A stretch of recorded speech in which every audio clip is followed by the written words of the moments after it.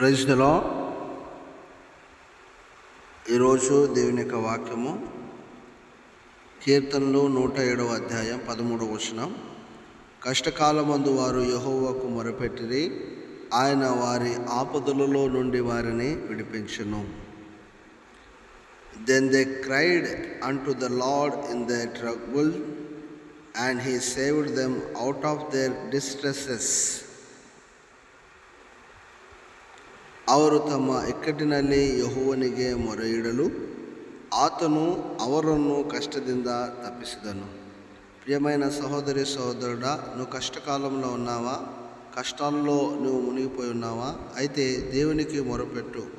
ఆయన ఖచ్చితంగా నీ మొరలు విని ఆయన నీ కష్టంలో నుండి నిన్ను విడిపిస్తాడు, తప్పిస్తాడు. ఆయన నీకు తోడుగా ఉండి నడిపిస్తాడు. God bless you.